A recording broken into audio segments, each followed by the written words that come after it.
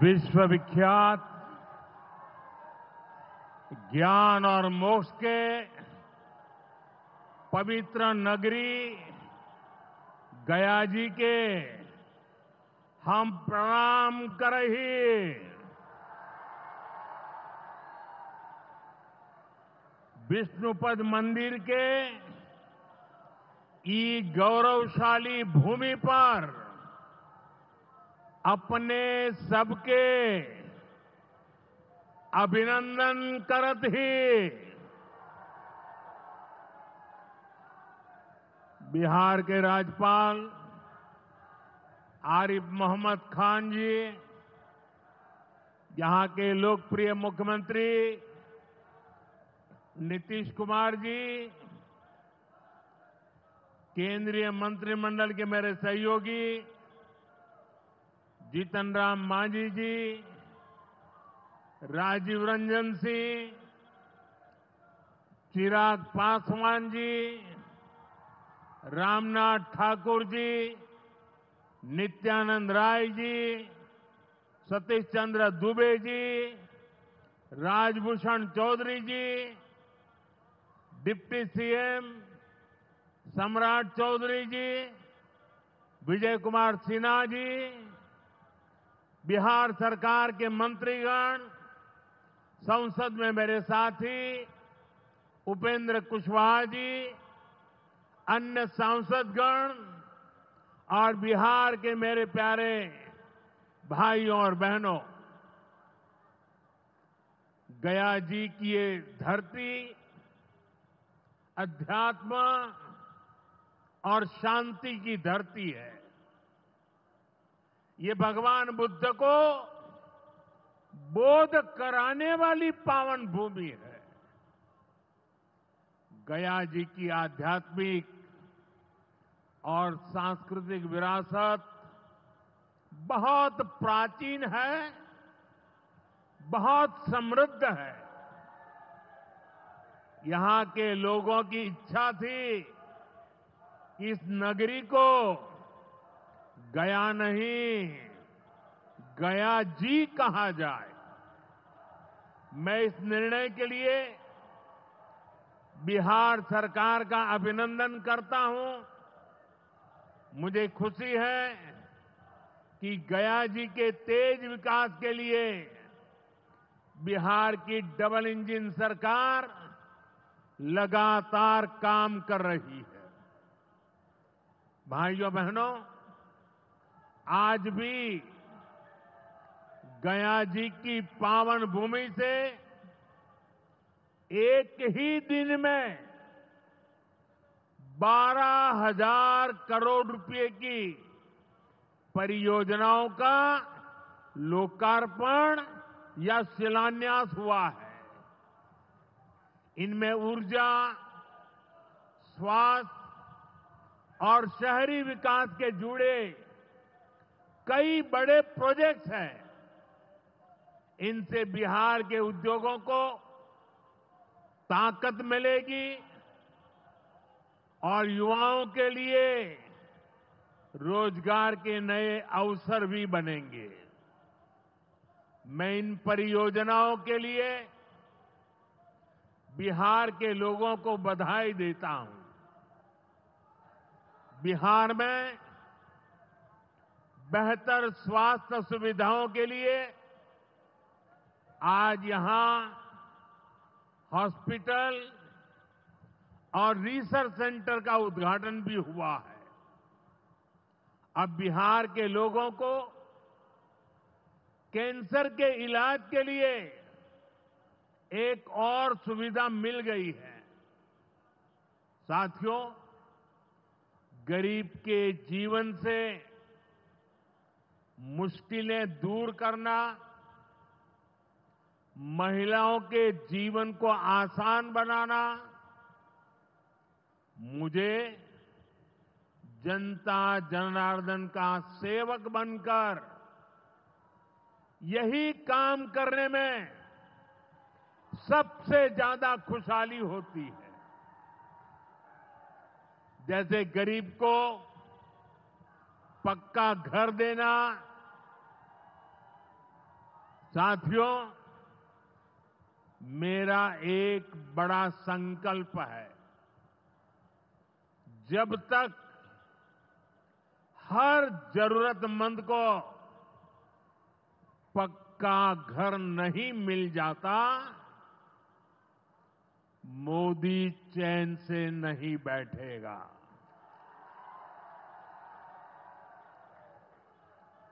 इसी सोच के साथ पिछले 11 साल में 4 करोड़ से अधिक गरीबों को पक्के घर बनाकर दे दिए गए। अकेले हमारे बिहार में 38 लाख से अधिक आवास बनाए गए। गया जिले में भी 2 लाख से अधिक परिवारों को अपना पक्का घर मिला है। और हमने सिर्फ घर यानी 4 दीवारें नहीं दी, बल्कि उन घरों के साथ गरीब को उसका स्वाभिमान दिया है। इन घरों में बिजली, पानी, शौचालय और गैस कनेक्शन की सुविधाएं दी हैं। यानी गरीब परिवारों की भी सुविधा, सुरक्षा और सम्मान से जीने की गारंटी मिली है। साथियों, आज इसी सिलसिले को आगे बढ़ाते हुए बिहार के मगध क्षेत्र के 16,000 से ज्यादा परिवारों को अपना पक्का घर दिया है। यानी इस बार इन परिवारों में दिवाली और छठ पूजा की रौनक और ज्यादा होगी। मैं अपना घर पाने वाले सभी लाभार्थी परिवारों को बहुत बहुत बधाई देता हूं। और जो लोग अब भी पीएम आवास योजना के लाभ से छूट गए हैं, मैं उन्हें विश्वास दिलाता हूं कि पीएम आवास का अभियान तब तक जारी रहेगा जब तक हर गरीब को अपना पक्का घर नहीं मिल जाता। साथियों, बिहार चंद्रगुप्त मौर्य और चाणक्य की धरती है। जब जब किसी दुश्मन ने भारत को चुनौती दी है, बिहार देश की ढाल बनकर खड़ा हुआ है। बिहार की धरती पर लिया हुआ और संकल्प, ये धरती की ताकत है। इस धरती पर लिया गया हर संकल्प कभी खाली नहीं जाता। और इसलिए तो भाइयों बहनों, जब कश्मीर के पहलगाम में आतंकी हमला हुआ था, हमारे निर्दोष नागरिकों को उनका धर्म पूछ करके मारा गया, मैंने बिहार की इसी धरती से आतंकवादियों को मिट्टी में मिलाने की बात कही थी। आज दुनिया देख रही है, बिहार की धरती से लिया गया वो संकल्प पूरा हो चुका है। आपको याद होगा, उधर से पाकिस्तान हम पर ड्रोन हमले कर रहा था, मिसाइलें दाग रहा था और इधर भारत पाकिस्तान की मिसाइलों को हवा में तिनके की तरह बिखेर रहा था। पाकिस्तान की एक भी मिसाइल हमें नुकसान नहीं पहुंचा पाई। साथियों, ऑपरेशन सिंदूर ने भारत की रक्षा नीति की नई लकीर खींच दी है। अब भारत में आतंकवादी भेजकर हमले करा के कोई बच नहीं सकेगा। आतंकवादी चाहे पाताल में क्यों न छिप जाए, भारत की मिसाइलें उन्हें दफन करके रहेगी। साथियों, बिहार का तेज विकास केंद्र की एनडीए सरकार की बहुत बड़ी प्राथमिकता है। इसलिए आज बिहार चौतरफा विकास के रास्ते पर आगे बढ़ रहा है। बीते वर्षों में पुरानी समस्याओं के समाधान तलाशे गए हैं और नई प्रगति के रास्ते भी बनाए गए हैं। आप याद करिए, लालटेन राज में यहां कैसी दुर्दशा थी। लालटेन राज में एक क्षेत्र लाल आतंक से जकड़ा हुआ था। माओवादियों की वजह से शाम के बाद कहीं आना जाना मुश्किल था। गया जी जैसे शहर लालटेन राज में अंधेरे में डूबे रहते थे। हजारों गांव ऐसे थे जहां बिजली के खंभे तक नहीं पहुंचे थे। लालटेन वालों ने पूरे बिहार के भविष्य को अंधेरे में धकेल दिया था। न शिक्षा थी, न रोजगार था। बिहार की कितनी पीढ़ियों को इन लोगों ने बिहार से पलायन के लिए मजबूर कर दिया था। साथियों, बिहार के लोगों को आरजेडी और उनके साथी सिर्फ अपना वोट बैंक मानते हैं। उन्हें गरीब के सुख दुख,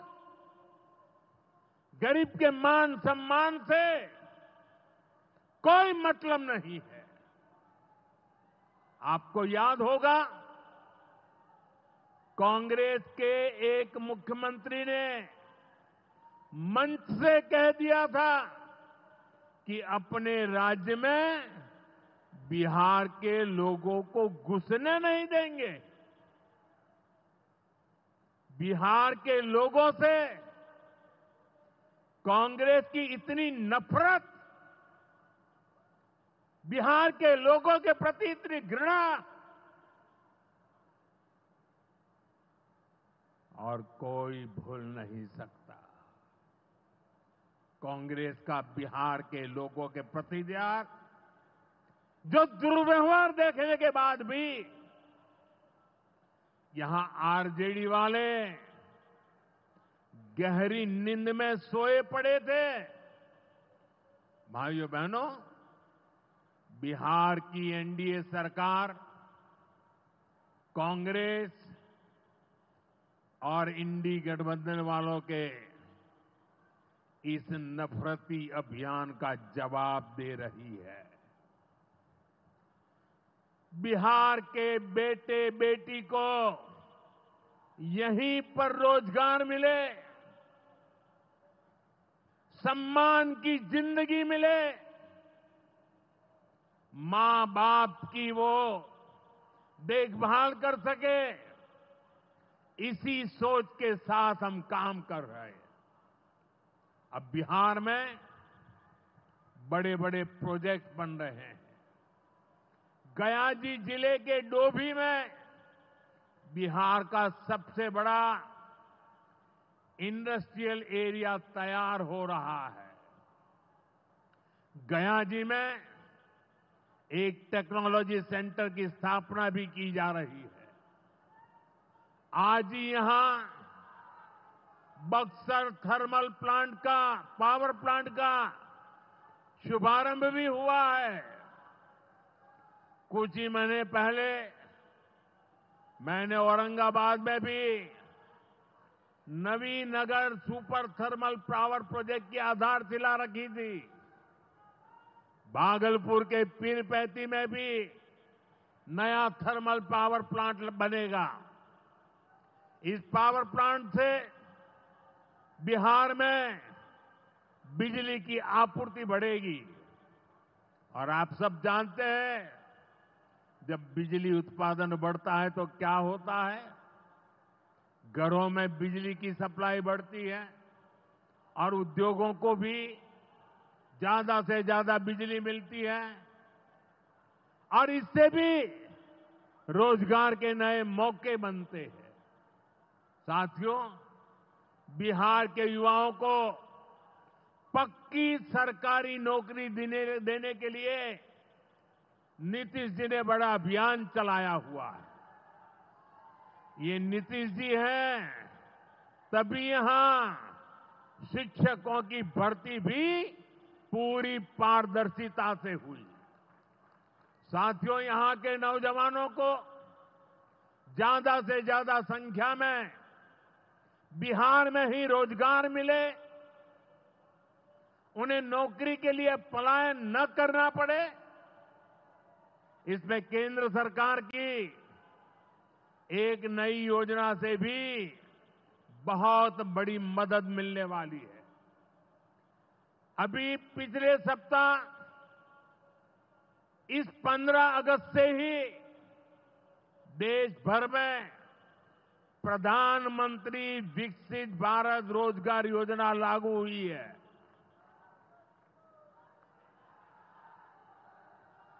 इसके तहत हमारे युवा जब निजी क्षेत्र में पहली नौकरी करेंगे तो केंद्र सरकार उन्हें अपने पास से 15,000 रुपये देगी। जो प्राइवेट कंपनियां युवाओं को रोजगार देगी, उन्हें भी अलग से पैसे सरकार देगी। इस योजना का बहुत बड़ा लाभ बिहार के मेरे युवाओं को भी होगा। साथियों, हमारे देश में कांग्रेस हो, आरजेडी हो, इनकी सरकारों ने कभी जनता के पैसे का मोल नहीं समझा। इनके लिए जनता के पैसे का मतलब रहा है खुद की तिजोरी भरना। इसलिए कांग्रेस आरजेडी की सरकारों में सालों साल तक परियोजनाएं पूरी नहीं होती थी। कोई योजना जितनी लटकती थी उतना उसमें ये पैसे कमा लेते थे। अब इस गलत सोच को भी एनडीए सरकार ने बदल दिया है। अब शिलान्यास के बाद कोशिश होती है जल्द से जल्द समय सीमा में उस काम को पूरा करने के लिए सफल प्रयास किया जाए। आज का एक कार्यक्रम इसका भी एक शानदार उदाहरण है। औटा सिमरिया सेक्शन का शिलान्यास करने का सौभाग्य बिहार के लोगों ने मुझे दिया था। और आप लोगों की कृपा देखिए, आप लोगों का प्रेम देखिए कि जिस ब्रिज का शिलान्यास आपने मुझे करने के लिए कहा, आज इसका लोकार्पण करने का अवसर भी आपने मुझे दिया है। ये पुल सिर्फ सड़कों को नहीं, पूरे उत्तर और दक्षिण बिहार को जोड़ने का काम करेगा। जो भारी वाहन पहले गांधी सेतु से होकर 150 किलोमीटर का लंबा चक्कर काटते थे, अब सीधा रास्ता पाएंगे। इससे व्यापार तेज होगा, उद्योगों को ताकत मिलेगी और तीर्थयात्रियों का भी पहुंचना आसान होगा। विकास के जिन प्रोजेक्ट की नींव एनडीए सरकार में रखी जाती है, वो पूरा होकर रहेंगे, ये बात पक्की है। साथियों, एनडीए की डबल इंजन सरकार यहां रेलवे के विकास के लिए भी तेजी से काम कर रही है। अमृत भारत स्टेशन योजना के तहत गयाजी रेलवे स्टेशन को आधुनिक बनाया जा रहा है। इससे गयाजी रेलवे स्टेशन पर यात्रियों को एयरपोर्ट जैसी सुविधाएं मिलेगी। आज गया वो शहर है जहां राजधानी, जनशताब्दी और made in India Vande Bharat ट्रेनों की सुविधा उपलब्ध है। गयाजी, सासाराम, प्रयागराज, कानपुर होते हुए दिल्ली तक सीधा कनेक्शन बिहार के युवाओं को, यहां के किसानों को, यहां के व्यापारियों के लिए नई संभावनाएं बना रहा है। भाइयों और बहनों, आपके आशीर्वाद से, देश के अटूट भरोसे के कारण साल 2014 में प्रधानमंत्री के तौर पर शुरू हुआ मेरा सेवा काल, ये सेवा काल निरंतर जारी है। इतने वर्षों में हमारी सरकार पर भ्रष्टाचार का एक भी दाग नहीं लगा। जबकि आजादी के बाद कांग्रेस की सरकारें जो 60-65 साल तक सरकार में रही है, उनके भ्रष्टाचार की लंबी लिस्ट है। आरजेडी का भ्रष्टाचार तो बिहार का बच्चा बच्चा जानता है। मेरा साफ मानना है कि भ्रष्टाचार के विरुद्ध लड़ाई को अगर अंजाम तक पहुंचाना है तो कोई भी कार्रवाई के दायरे से बाहर नहीं होना चाहिए। आप सोचिए, आज कानून है कि अगर किसी छोटे सरकारी कर्मचारी को 50 घंटे तक हिरासत में रख दिया तो अपने आप वो सस्पेंड हो जाता है। ड्राइवर हो, छोटा क्लार्क हो, प्यून हो, उसकी जिंदगी हमेशा हमेशा के लिए तबाह हो जाती है। लेकिन अगर कोई मुख्यमंत्री है, कोई मंत्री है, कोई प्रधानमंत्री है, तो वो जेल में रह करके भी सत्ता का सुख पा सकता है। ये कैसे हो सकता है? हमने कुछ समय पहले ही देखा है कि कैसे जेल से ही फाइलों पर साइन किए जा रहे थे, जेल से ही सरकारी आदेश निकाले जा रहे थे। नेताओं का अगर यही रवैया रहेगा तो ऐसे भ्रष्टाचार के विरुद्ध लड़ाई कैसे लड़ी जा सकती है। साथियों, संविधान हर जनप्रतिनिधि से ईमानदारी और पारदर्शिता की उम्मीद करता है। हम संविधान की मर्यादा को तार तार होते नहीं देख सकते। इसलिए एनडीए सरकार भ्रष्टाचार के खिलाफ एक ऐसा कानून लाई है जिसके दायरे में देश का प्रधानमंत्री भी है। इस कानून में मुख्यमंत्री और मंत्रियों को भी शामिल किया गया है।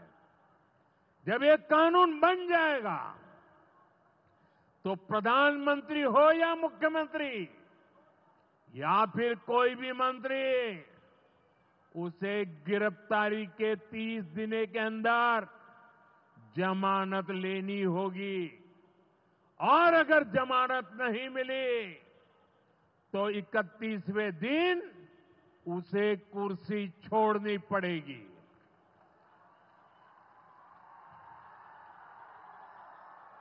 आप कहिए भाइयों, जो जेल जाए उसने कुर्सी छोड़नी चाहिए कि नहीं छोड़नी चाहिए? क्या वो कुर्सी पर बैठे रह सकता है क्या? क्या वो सरकारी फाइलों पे साइन कर सकता है क्या? क्या जेल में से कोई सरकार चला सकता है क्या? और इसलिए ऐसा सख्त कानून बनाने की तरफ हम आगे बढ़ रहे हैं। लेकिन साथियों, ये आरजेडी वाले, ये कांग्रेस वाले, ये लेफ्ट वाले इस कानून का विरोध कर रहे हैं। ये बहुत गुस्से में है और कौन नहीं जानता उनको किस बात का डर है। जिसने पाप किया होता है वो अपने पाप को दूसरों से छुपाता है, लेकिन खुद को भीतर से जानता है कि क्या खेल खेला है। इन सब का भी यही हिसाब है। ये आरजेडी और कांग्रेस वाले कोई बेल पर बाहर है, कोई रेल के खेल में अदालत के चक्कर लगा रहा है और जो जमानत पे बाहर घूम रहे हैं भी आज इस कानून का विरोध कर रहे हैं। इन्हें लगता है कि अगर जेल चले गए तो इनके सारे सपने चकनाचूर हो जाएंगे और इसलिए सुबह शाम ये लोग मोदी को भांति भांति की गाली दे रहे हैं और इतने बौखलाए हुए हैं कि इस जनहित के कानून का विरोध कर रहे हैं। हमारे राजेंद्र बाबू, बाबा साहब आंबेडकर ने कभी सोचा भी नहीं था, कभी कल्पना भी नहीं की होगी कि सत्ता के भूखे लोग भ्रष्टाचार करेंगे और जेल जाने पर भी कुर्सी से चिपके रहेंगे। लेकिन अब भ्रष्टाचारी जेल भी जाएगा और उसकी कुर्सी भी जाएगी। भारत को भ्रष्टाचार से मुक्त होने का संकल्प देश के कोटि कोटि लोगों का है। ये संकल्प सिद्ध होकर रहेगा। साथियों, मैंने लाल किले से एक और खतरे की बात की है और ये खतरा बिहार पर भी है। देश में घुसपैठियों की बढ़ती संख्या चिंता का विषय है। बिहार के सीमावर्ती जिलों में तेजी से डेमोग्राफी बदल रही है। इसलिए एनडीए सरकार ने तय किया है कि देश का भविष्य घुसपैठियों को नहीं तय करने देंगे। घुसपैठियों को बिहार के युवाओं के रोजगार नहीं छीनने देंगे। जिन सुविधाओं पर भारतीय लोगों का अधिकार है, उस पर घुसपैठियों को डाका नहीं डालने देंगे। इस खतरे से निपटने के लिए मैंने डेमोग्राफी मिशन शुरू करने की बात कही है। बहुत जल्द ये मिशन अपना काम शुरू करेगा। हम हर घुसपैठियों को देश से बाहर करके ही रहेंगे। आप मुझे बताइए, एक घुसपैठियों को निकालना चाहिए कि नहीं निकालना चाहिए? क्या ये घुसपैठिए आपका रोजगार छीन ले आपको मंजूर है? एक घुसपैठिया आपकी जमीन पे कब्जा कर ले आपको मंजूर है? एक घुसपैठिया आपका हक छीन ले आपको मंजूर है? बिहार के आप सभी लोग देश के भीतर बैठे घुसपैठियों के समर्थकों से भी सावधान रहिए। जान जाइए कौन घुसपैठियों के साथ खड़ा है। कांग्रेस और आरजेडी जैसे दल बिहार के लोगों का हक छीनकर घुसपैठियों को देना चाहते हैं।